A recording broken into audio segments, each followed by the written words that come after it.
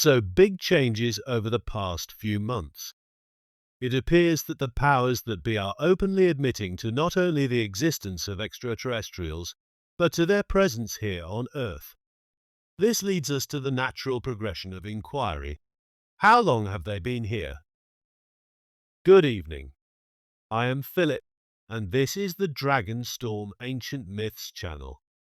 Tonight the DS team will explore that very question, examining the ruins and legends of ancient cultures such as Egypt, Mesopotamia, the Inca, and the Mayan.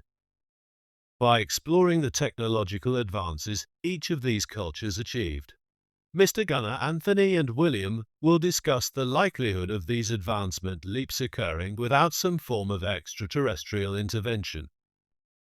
Further, the boys will interpret the images, art, and writings of these and other ancient cultures, identifying the unbelievable number of instances that clearly refer to intelligent life visiting us from beyond the horizon. So sit back, grab a glass of your favorite beverage, and prepare yourself for a trip to the heavens as we investigate ancient alien intervention.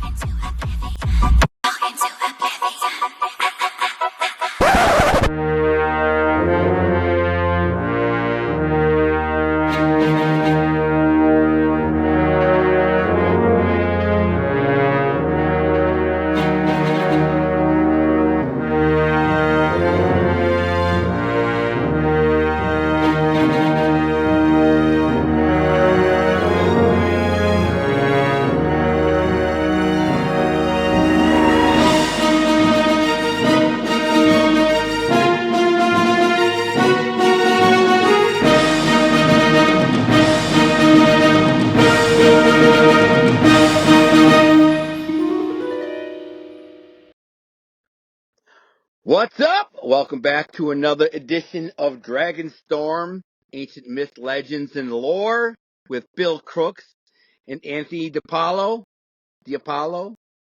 My dag. Everybody here is at least half Italian, just for the record. We can take pride in that. Today is New Year's Day, and we are going to be talking about some of the ancient legends and lore and myth behind the pyramids, the Mayan pyramids, and some of the other ancient like stone structures. There's a lot of theory and debate over, how they came to be so perfect and cut and all this thing, and so we're going to talk about that. But before we get into that, we have a winner for our riddle. And before we get into that, Tony's going to read the riddle one last time, and I'm going to announce the winner. So take over, Tony. You ready? All right. Of something powerful I was the last. Keep that in mind as you delve into the past. On a wicked day, my brothers and I were betrayed, a day whose number speaks a voice of fear to this day. Once the greatest with sword and shield, our flag flew high and all men would yield.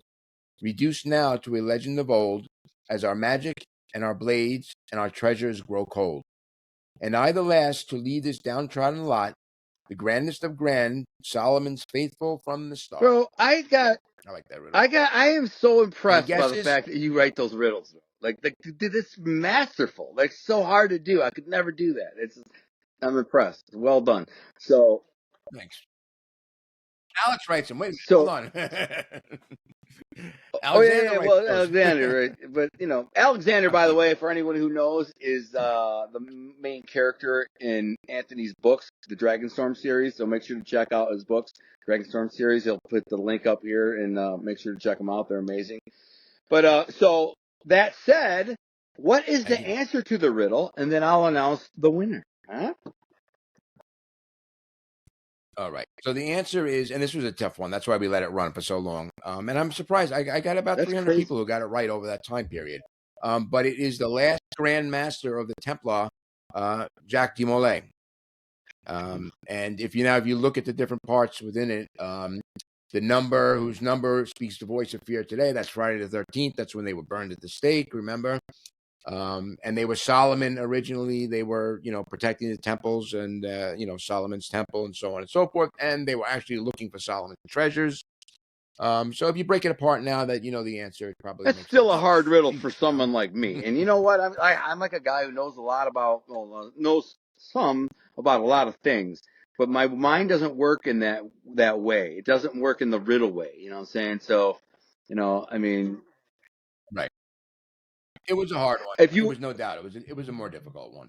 But we were giving away all those prizes, and we were if giving you them would so have much time to asked do me it, so it what had to be a starts little off hard. with 4 legs, ends up on 2 legs, no, evolves to 2 legs and ends up on 3 legs, I would have been able to solve that riddle. You know what I'm talking about? What? You get the greatest riddle in Not a history. clue. Say it again. Starts off with Starts off with 4. 4, grows to have 2, ends its life with 3 legs. Bill knows this, right? Oh my God, this so. No idea. Leg. It got to be something other type of leg than a body Possibly. leg, right? Well, we're not going to do it, but there's a very, very famous riddle, and it's in Greek myth, and I think is the riddle. I can't remember if it's Artemis asked it or it's it could be Atlas. One of the Greek myths, very famous Greek riddle from Greek myth. But the answer is man. Man is born, and when he's a baby, he crawls on his hands and knees like 4 legs. He grows into 2 legs, but when he's old, he uses a cane, so he has 3 legs. So in order to I have heard yeah, that. it was to Now say that you bring it up, I have. it was to keep Hades from being unleashed on the world, and he had and then I think and he's like it Right. was an impossible riddle that nobody thought nobody could solve it, and he solved it. Anyway, so our winner is Christopher Jackson. I knew a Chris Jackson growing up, and so well Good done, job, Chris. Chris. And to the 300 people who solved the riddle, keep trying. Your name will go into the bucket next time. You maybe win. But Chris, you won. So we're going to need your information so we can send you the prizes. So congratulations. Yes, I have his email, so I'll send him an Mhm. announcement. But of course, I'll need his address. And he actually didn't pick which of the 4 prizes he wanted, so he's going to have to let me know which one of those he wants, and he's going to get the trilobite and one of the 4 prizes. Cool, So cool, I'll let cool. him Yeah, do I it like after the the show. trilobites. When I was a kid, me and my dad used to go rock hunting, and we found a bunch of trilobites, little ones. Not the big ones like you got, but my dad had like a bucket of these things. It was crazy. But yeah, my dad still probably got them Wow, somewhere too. That's that's crazy. awesome. But so let's get into these stone structures. Now, I typically kind of give my theory in 2 cents first, and then you guys go. So this is what I'm going to say. So the Puma Puku thing, I'm not convinced that it was some kind of outside alien technology or anything because it was relatively new. I mean, I 6th century AD. So by that point in time, there are Greek artisans who are creating giant cathedrals that are unbelievably perfect and flawed. And now you might say, well, how do they make them so perfect? Like these particular stone things were made perfectly with the angles and stuff like that. Well, today that's a lost art. So back then for hundreds, if not thousands of years, you had skilled artisans who practiced this from apprenticeship since childhood, their whole life, and they learned to do this with such precision and beauty and like with so much integrity in doing it.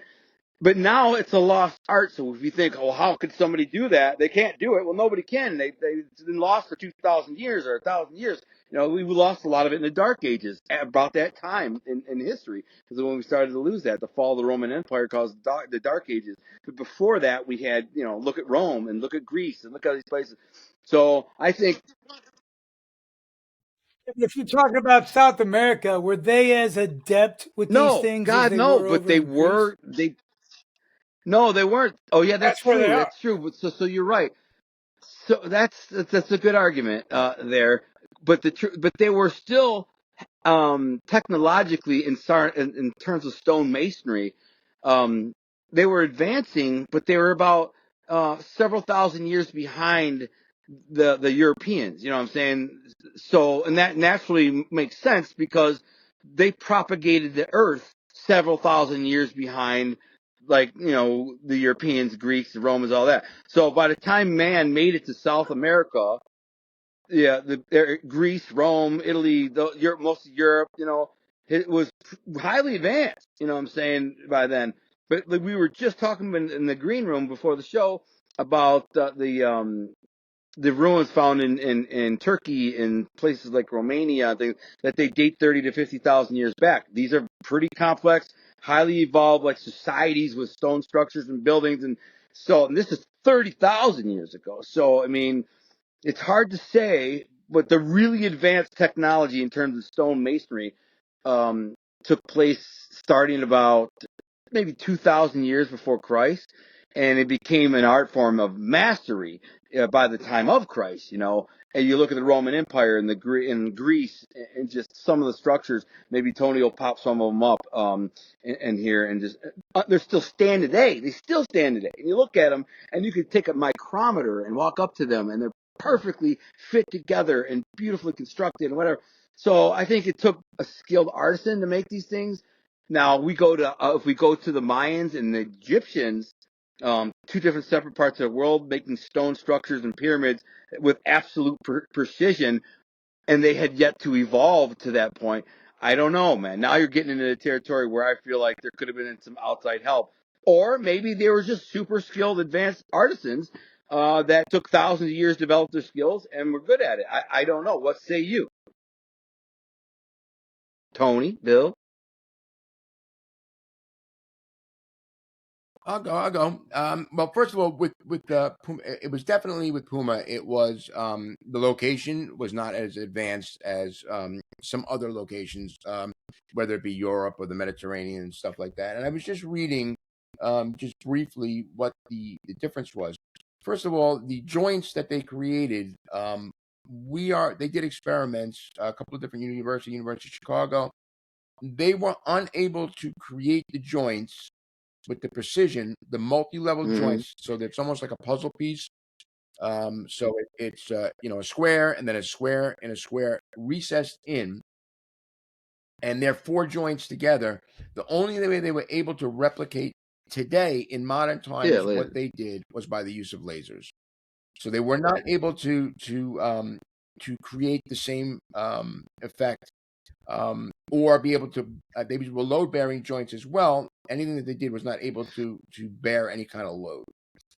So the common engineering technique involving the cutting top of the lower stone at a certain angle and placing another stone on top of it to cut to the same angle, the precision with which these angles create a flush joint must be perfect, or they will not be able to bear a load. And this reminds me a lot of the Grand Gallery in the Great Pyramid. You have that giant stone, which I don't even know how they got it there. It's incredibly but the way it's set, it's load bearing unbelievably. If it's off an inch, it falls down. Yeah, it's the whole pyramid. Yeah, I mean, it bears the weight of the entire pyramid. And if it hadn't sat right the first time, there was no redoing this either. They weren't able to pull the stone out and replace it. So it was placed perfectly. The estimates, and I'm saying this off the top of my head, I'll look and post it actually. The strength of it was either something like 1,000 horses or 10,000 men exerting force to move this stone. Now you run into a problem. What type of apparatus, whether it be rope, twine, or something like that, could you have that many men pulling on that wouldn't just break apart anyway? So that really leads us into these skill sets that are inherent in almost every culture in the entire world. And I say this on almost every episode, inherent all over the world, because it really is. These people had no communication with each other. I just want to say this: you can't underestimate humans. I think one of the things that we tend to do is think, because back then we didn't have computers and technology and all the things that we have today, that we weren't smart back then. Like, humans are still humans. Like, intelligence is still there. We are problem solvers by nature. So if you have somebody at the time and you have a society with hundreds of thousands of people, and out of those, there's always going to be very smart people who are problem solvers. And if you put them together in a room for like a Manhattan Project type of solution and say, figure this out, Well, it still has human like intelligence. It may not, have the technology of today, but at the time, I think they could figure things out and problems, and they developed skill sets that were lost through time. So now we look back and go, how'd they do it? This is impossible. There's no way you could have done it. But really, they're still humans, and maybe they just figured it out. I'm not saying there wasn't an alien assistance or Nephilim or God inspired anything like that. I'm just saying I think we don't give humans enough credit because we think 2,000, 3,000, 5,000 years ago they weren't that smart. No, they were just as smart as they are today, and they're just as eager to learn and solve problems as they are today. But yeah, but Egypt is great at keeping records, Gunnar. And that's true. Every other aspect of their life is recorded. That's a great point. Thousands and thousands of years. However, any of the obscure, difficult architecture, there's no plans for. And it's the same for everything around the world. There are no plans for Stonehenge. There are no plans. Yeah, that's to show fascinating. The statues at Easter Island. There are no plans. We're not finding any type of and I'm not talking about hieroglyphs or whatever. You'd think in Egypt there would be hieroglyphs or things like that. Yeah, the hieroglyphics. You would think there would be depictions of building this thing or 50 years or whatever it was. There would be a whole map of how they did it. Right. Now, that doesn't seem to be important to them. The important thing is telling the story of the Pharaoh, right? Right. The Pharaoh, because maybe it wasn't that unique to them. Maybe it wasn't that fascinating. Like computer technology. Look at us today. Are we leaving like stone records or written records of like the technology of an iPhone? No, we're used to it. It's our technology. It's no big deal. Maybe to them it was not that big of a deal. I don't know. Well, how about somebody that came or something that came to them went to Pharaoh, went to his architect or his business and said, when you get to this point, do what I've shown so far with your people, and then in the shade of night, I will come in and place this stone. And 2 or 3 people knew about it, and Pharaoh came out to his people and said, while you all slept, I spoke to the gods, and the gods placed the stone for us. You see what I mean? So now, not too many people know what's going on. It doesn't have to be. Or Pharaoh said he did it because the Egyptians saw Pharaoh as a god. So he came out. Maybe an alien race, the Nephilim, whatever, came to him and said, "We're going to do this." And he came out and says, "Look what I did. After all, you're building this for me, but I'm going to put this key cornerstone in there." And then, of course, the million people who lived in Gaza or whatever it was, maybe they were saw him as a god, and that's why they kept building pyramids and temples and tombs. I don't know. Right. Yeah, but why do it? Why do the aliens care if we have pyramids? It's a lot of work. Even for aliens, it's a lot of work. Well, maybe we don't. There's 2 reasons, right? If you want to advance a culture, you can sit them in a classroom, or you can give them real hands-on experience, right? Sometimes people learn and pass down the trade better through hands-on experience. And the other part of it is maybe, and this is, major arguments we're missing the point of what the pyramid was actually for. There are pyramids all over the world. Again, in every culture, it's some sort of shaped pyramid. And I really think that Nikola Tesla had really started to, before he lost his mind, was really discussing the ability to transfer energy from certain points on the Earth due to energy flows within the planet. And the pyramid and the 3 pyramids actually are right on one of these lines where they talk about the ability to harness the energy through and to transfer them through. It's built right on one of those structures. So I mean, it may have had other means. You got to remember, there's no torch burns in the Great Pyramid, which means they lit somehow because sunlight didn't reach into the Great Pyramid when they were working in the grand chamber and all. No torch burns, where in other tombs and temples you'll see torch burns. How did they light that chamber to work in there, to do the hieroglyphics, to do stuff like that? So they're not using torches. There's no resin on the walls. And there's images of what looks like a light bulb. I'm sure you guys have seen this, and I'm going to post it. Sure. Being carried on a shoulder with a filament in it and a wire and stuff like that.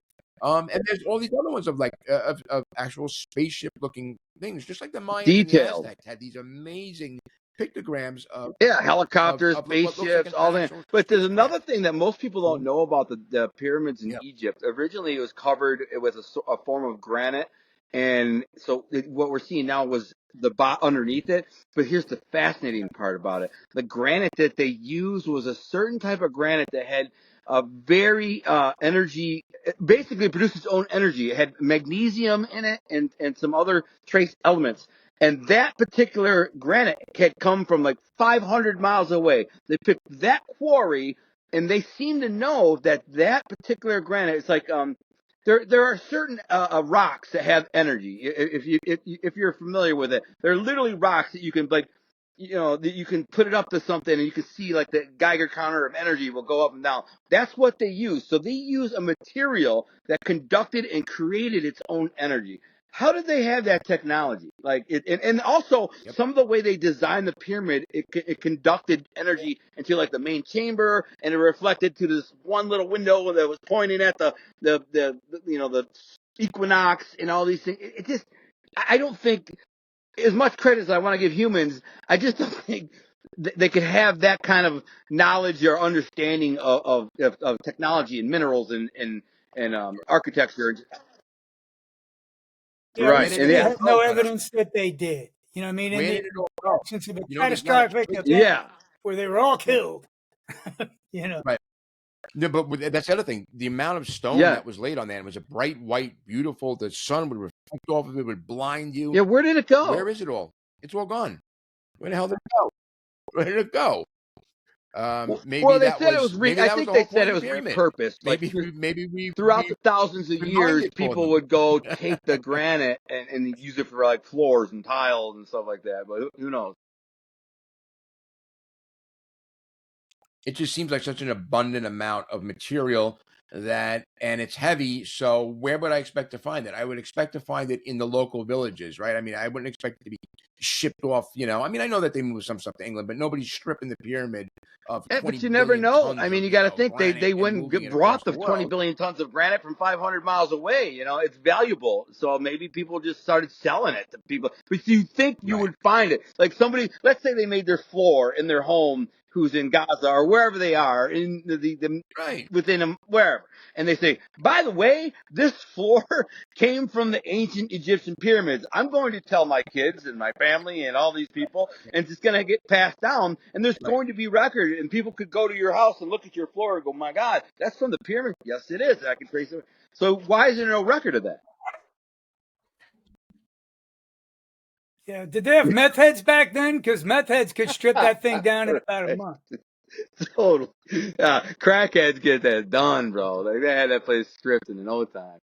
That's funny. Yeah, no, I don't know, but these are questions that it's hard to answer. But I will say this: on one hand, it's easy to like say, oh well, humans didn't have the technology, and so this is impossible, and they had help. On the other hand, a part of me says, we don't know what technologies they had. These are still humans, and humans today were able to create silicone and create mega computers in our phones and do all these things. And this is just in the last 50 years. We've created like just incredible like technological advances in the last 50 years. Now, what if the Egyptians were, evolving technologies, which are the basic, artisanal like masonry technologies over, let's say, 2,000 years, which they did. The pyramids 3,000 to 5,000 years ago, whatever. Maybe they had 2,000, 3,000, 4,000 years of refining this technology, and they figured it out. But then over the last 3,000, 4,000, 5,000, 6,000 years, they lost it all because nobody's doing it. And just, I don't know. I think it could go either way. I'm split down. Yeah, I just always go back to 20 tons. Each one weighs 20 tons. But here's the thing, Bill. You're an engineer. Bill's an engineer. Bill, if I said, I'm going to give you $1 million if you can move this 20-ton rock up the side of this hill. You have all the resources you want, all the time you want. Get that rock up the side of that mountain. I guarantee you, within a year, that stone will be up the mountain. Guarantee it. What? One. Well, once you figure out how to do one. Well, what I'm saying, though, once you figure out how to do one, then you have the process down. If you have unlimited resources, let's say you did it with 5,000 guys, but what if you have 100,000 guys, what I'm saying, and engineers and everybody working at the same time doing the same thing? You could theoretically over 50 years build a great pyramid. You could. You're an engineer. I guarantee you could do it. So. Well, the most compelling explanation I saw was I think he was French, And he said they did like a 7-degree pitch incline on the outside, and then they took over from the inside.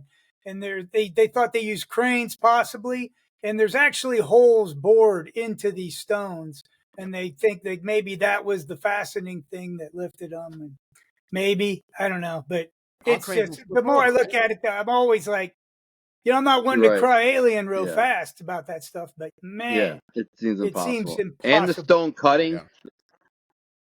That kind of weight, I don't think our cranes can sustain that height at that weight, right? But a lot can happen with engineering, brute force, and manpower. If you have, hundreds of horses and oxen, if you have miles of hemp rope, if you have thousands of workers, you have logs you can roll the stones up on. Your masons are cutting them to precision. When you have 50,000 people working on something for 50 years, you could accomplish a lot. You know what I'm saying? I'm not saying they didn't have help, but I'm saying given the task, if you said, Gunnar, you have 50 years to build a Great Pyramid, here's unlimited resources and money, get it done, I would hire the best, most smartest engineers, and I would just say, everybody, let's get this, we got 50 years to get it done. If you said you're going to give you $1 billion or whatever it is, I think I could get it done. Maybe. I don't know. Maybe I'm not the smartest guy. $300 billion later, not one brick's been laid, and you want more money. You never know. But the government job. The government job, man. I think it'd be cool if you could go back in time to its prime when it was white and shiny, Imagine you walk up and there's a guy in front of it and you're like, hey, man, how'd they build this? And he just tells you it's always been here. Yeah, because you can't carbon date it. Well, we talked about the Sphinx. We talked about the Sphinx in one of our first shows that it predates the actual pyramid. It's more around 12,000 BC, where the pyramids were about 4,000 BC, right? So I mean, it really does predate, and probably was a lion's head that was, And if you look at the body of the Sphinx, even it's out of proportion. So they carved down a great mane, and they carved it down to match with the probably the pharaoh of the time's head, but the rest of the body was there before. And there's a chamber beneath the Sphinx that they don't let anybody get in any of this stuff to see what the hell's going on. So there's a good chance that the chamber in the Sphinx, we believe, runs underground to the pyramid, to some of these underground structures that we can't see in the pyramid, but we know are there, which would then lend to the story that maybe the internal structure of the pyramid, maybe the pyramid was built to hide something, and maybe the internal structure within the pyramid has been there for the same amount of time as the Sphinx. And they built the pyramid over it to hide it. Big hey, giant. Guys, can you give me 1 second? They want to ask fascinating. Okay, well, we can do this. Is while Bill steps away to deal with his raccoon situation. Bill's got a rabid raccoon. I'm just kidding. It's not rabid, but it's under his deck, and his dogs are freaking out, and the animal catcher is there, and so. But I'll say this, like. Let's say you're a betting man, or let's even take it the next step. Let's say your nuts are on the line, Tony. Like, if your nuts are on the chopping table and they're like, you have to get this right, what do you think is the origins of the pyramid?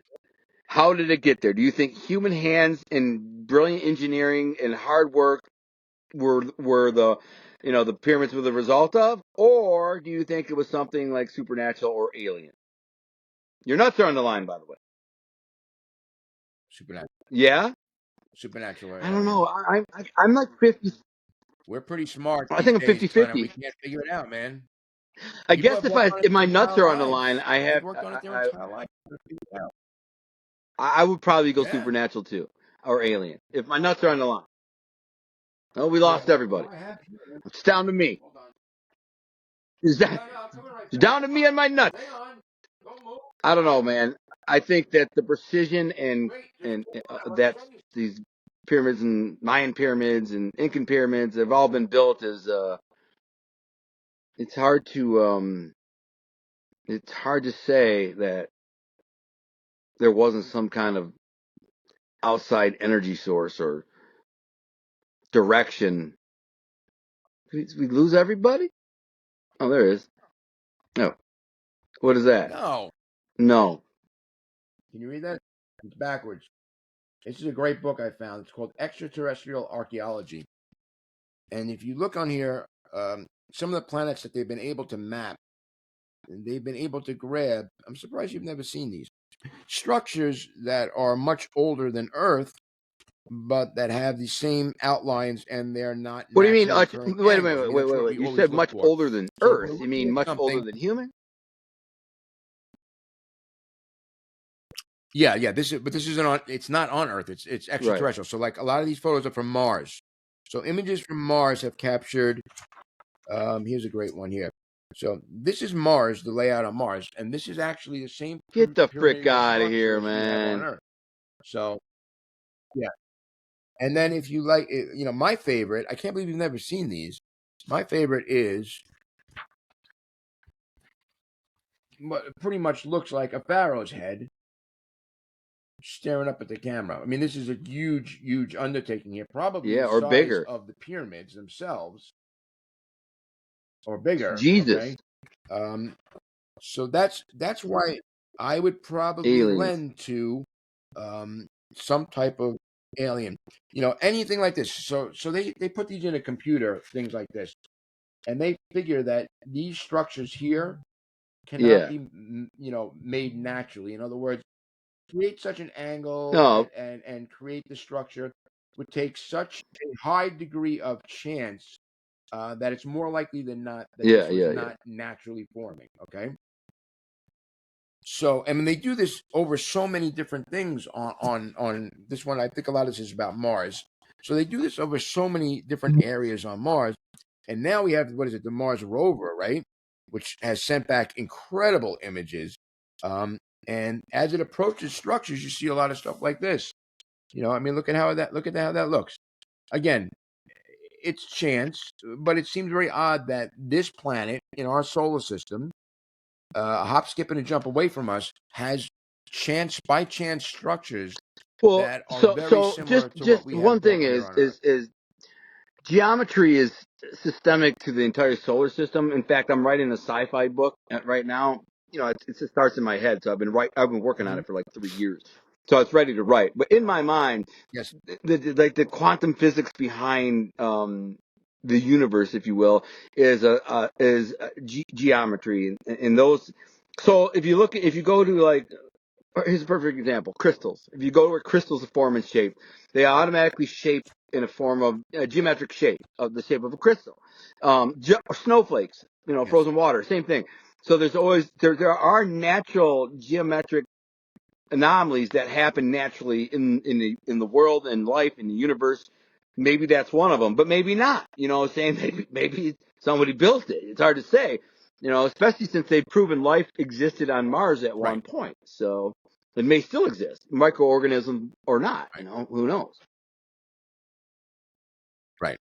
You know, I never realized that, and it's been for, you know, several dozen years now. A lot of the meteoroids that enter our atmosphere and that we collect have extraterrestrial amino acids on them. It's a I had protein. no idea. Yeah. An amino acid So is an organic organic protein. material. Yeah. So they're not human. They're not associated with A anything on bacteria. Earth. They are a different chain. They're a different chain of amino acids. Yeah. Amino acids were the starting point of life. So, like you said, they mix together, they form a protein. But I had no idea. And again, it was when I was looking into all this stuff that's going on around this right now that I'm finding, you know, that there's meteors for, like I said, 30, 40 years they've had samples of extraterrestrial amino acid. So you're telling me that there's organic matter floating around on a meteor, the organic matter that we said was used to Start the create Earth. that primordial ooze, that, you know, everything. So it's like a seed. It's like somebody took a handful of seeds, you know, and chucked it out into space, Well, and it's traveling all over the place. And where it hits and creates and how long it's been there, you know, like we said on the last episode, if there's a race who is 1 billion years or 2 or 3 or 4 or 10 billion years ahead of us, they can pop in well, and they out wouldn't of have Earth to be 1 whenever they billion want, years I'm ahead of us. sure. They could be You know, 100,000 years ahead of us. But right. No, I'm saying, but man, you know what what if I'm they saying. were No, 1 I'm just billion saying, years? That's 1,000 million. What if their primordial ooze took root in a solar system. A few solar systems over, there's 80 billion solar systems in just our galaxy. And just a couple over, Right. one took root. The galaxy or the universe is 7 billion years old, or what, something like that. And let's just say 5 billion years ago that ooze took root, that amino acid, and now can you imagine, like when I talked about earlier, how the quantum evolution of life, right?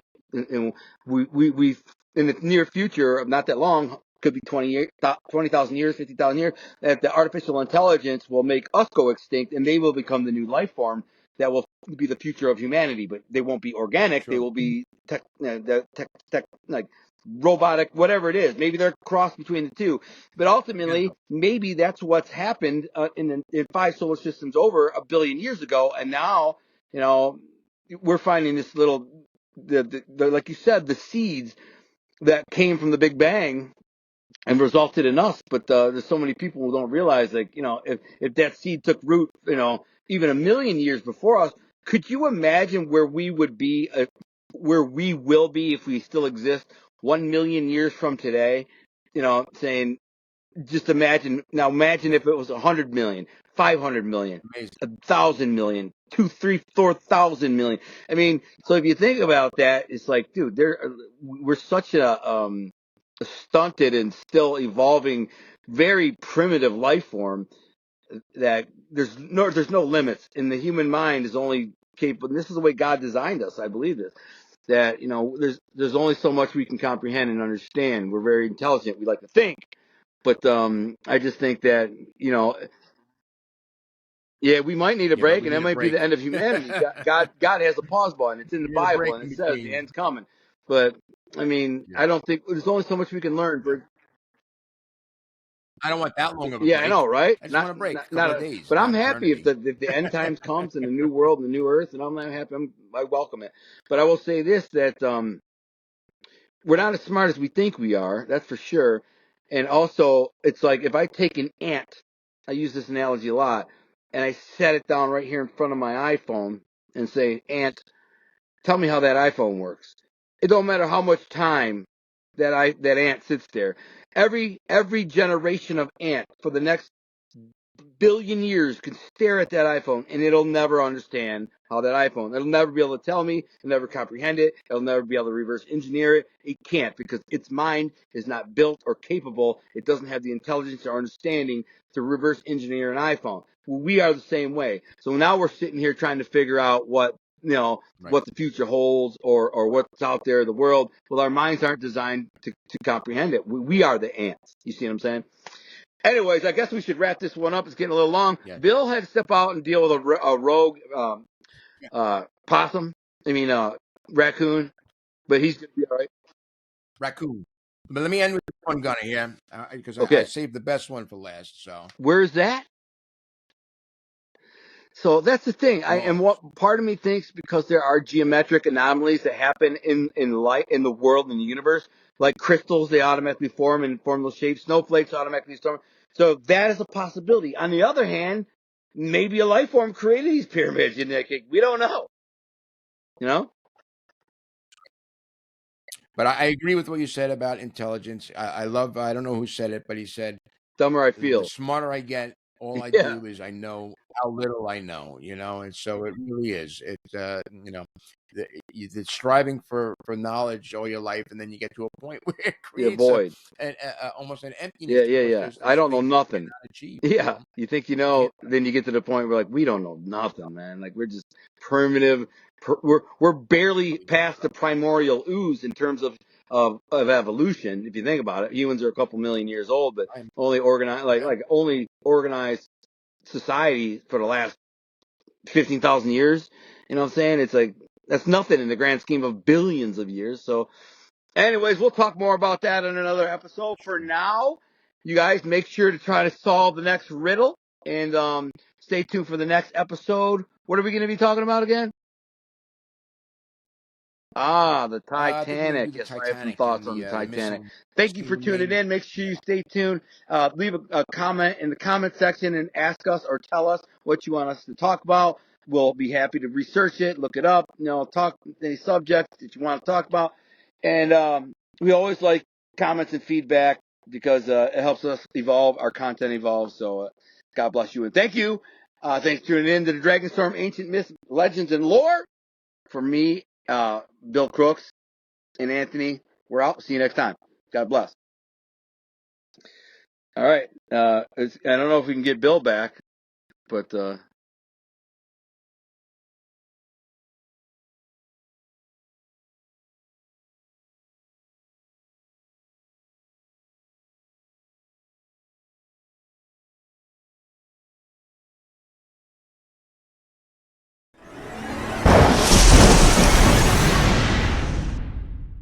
Greetings all.